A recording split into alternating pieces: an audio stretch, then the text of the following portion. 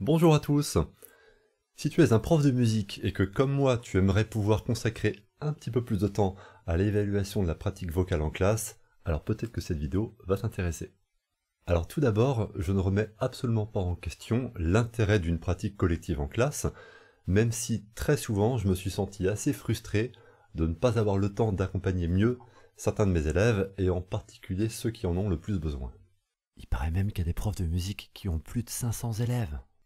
J'ai donc expérimenté auprès de mes classes un dispositif qui me permet d'évaluer la pratique vocale exactement comme on le ferait pour une production écrite, c'est-à-dire en évitant de mettre trop en difficulté les élèves qui subissent déjà le regard des autres, et aussi en mettant en place des évaluations individuelles régulières, sans pour autant que ça ne prenne un temps démesuré en classe.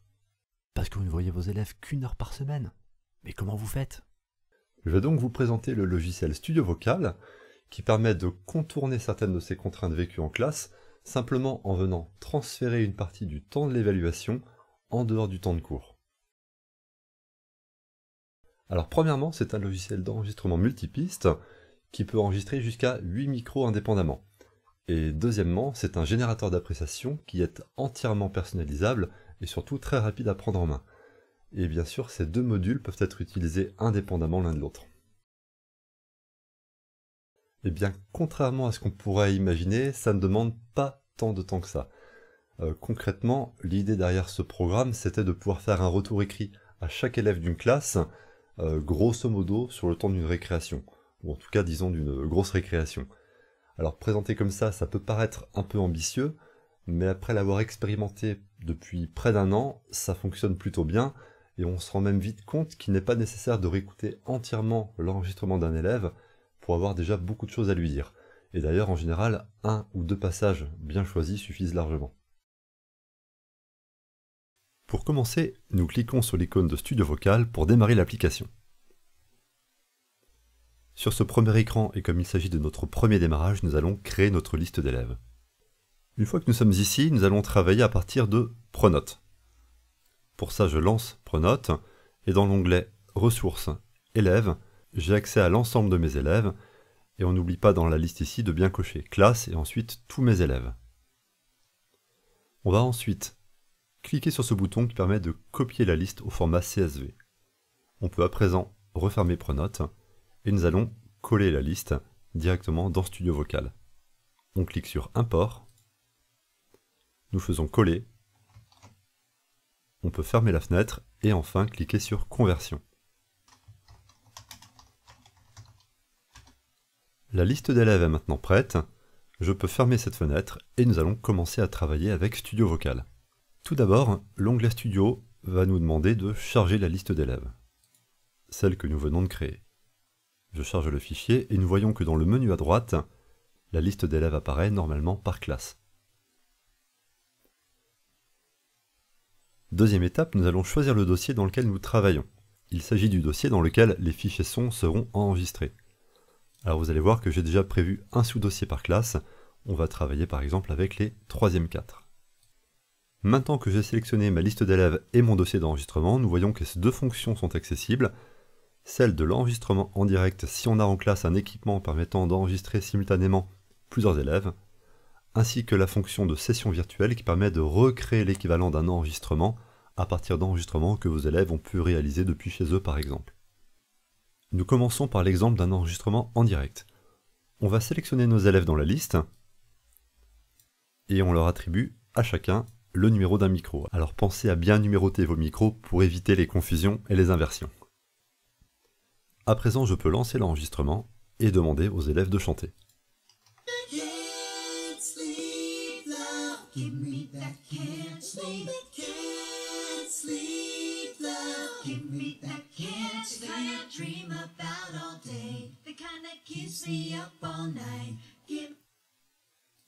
Voilà, je coupe l'enregistrement. Deuxième scénario, si vous n'avez pas cet équipement et que vous demandez à vos élèves de s'enregistrer individuellement, nous cliquons pour ça dans Session virtuelle. Je vais maintenant prendre les fichiers son qui m'ont été envoyés par les élèves et les faire glisser directement sur l'un des 8 emplacements. Alors nous voyons que si le fichier a été bien renommé, avec soit le prénom de l'élève, soit son nom de famille ou bien les deux, normalement le logiciel reconnaît automatiquement l'auteur de l'enregistrement.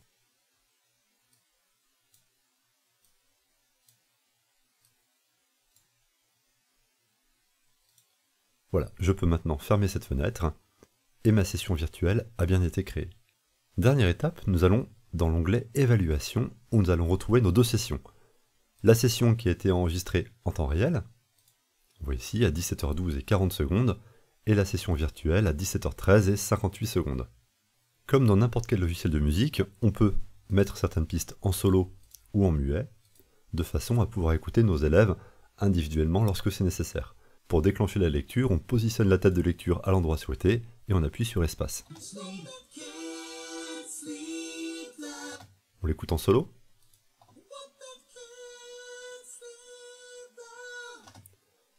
Donc ce système nous permet d'écouter individuellement nos élèves, ce qui peut être extrêmement pratique. À présent, pour évaluer nos élèves, nous allons créer un catalogue d'appréciation. Je clique sur Nouveau et je donne un nom à mon catalogue.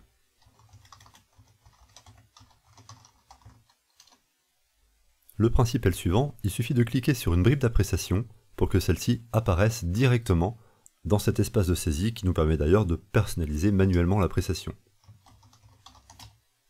On peut ensuite passer à l'élève suivant et recréer à nouveau une nouvelle appréciation.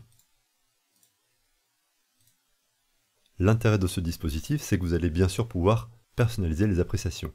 Pour cela, nous cliquons sur le bouton Édition et ensuite nous allons saisir une appréciation sous une forme, vous allez voir, un peu différente. Si j'écris bravo et que je mets le symbole arrobase, lorsque je quitte le mode édition, le arrobase est automatiquement remplacé par le prénom de l'élève. Donc si je clique ici, bravo Jean-Philippe, bravo Mel, bravo Dmitri et bravo Claude. Et on peut même aller encore plus loin en mettant des appréciations soit masculines, soit féminines. Si j'écris tu es trop fort pour la version masculine, je mets ensuite le signe slash et j'écris derrière la version féminine. Tu es trop forte. Lorsque je quitte le mode édition, selon le sexe de l'élève, on obtient soit la version masculine de l'appréciation, soit sa version féminine. De cette façon, on peut avoir un catalogue d'appréciation très fourni, sur lequel il ne reste plus qu'à cliquer pour créer une appréciation complète. Alors je vous donne un exemple d'un catalogue d'appréciation utilisé en l'occurrence pour un projet de chant que j'avais fait en 3e. On voit que ces appréciations sont classées par catégorie, les points positifs, amélioration, posture, parole, justesse, rythme, interprétation et conseil. Et ce catalogue, je le constitue au fur et à mesure que j'évalue mes élèves, de façon à pouvoir répondre à toutes les situations. Alors prenons un exemple avec l'autre session enregistrée tout à l'heure. Je prends mon premier élève et je peux directement cliquer sur les bribes de phrases pour avoir une appréciation très complète et qui peut correspondre parfaitement à l'élève.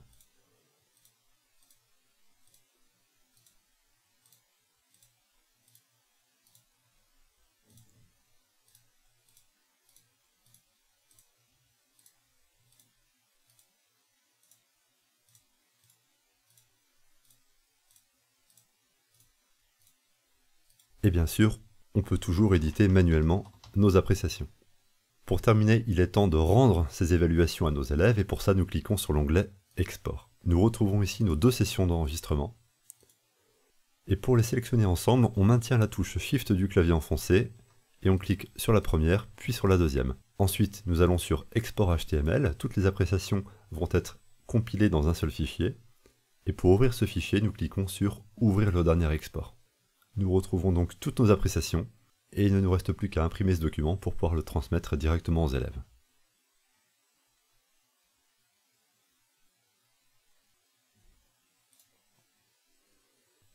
Si vous avez encore des questions par rapport à ce logiciel, vous pouvez vous rendre sur mon blog où vous trouverez d'autres informations, notamment sur l'équipement nécessaire en classe. Vous trouverez également un tutoriel si vous travaillez à partir d'une autre base que Pronote. Vous pourrez bien sûr régler les paramètres de votre ordinateur, vérifier les mises à jour du programme et me contacter directement par mail. Si vous voulez en savoir plus, notamment sur ma démarche et sur l'équipement que j'utilise en classe, je vous propose de vous rendre sur mon blog dont l'adresse se trouve dans la description de la vidéo. Et voilà, j'espère que cette vidéo vous aura plu. Si vous avez des questions, vous pouvez bien sûr me les poser dans les commentaires. Et d'ici là, je vous souhaite à tous et à toutes une excellente rentrée. Salut!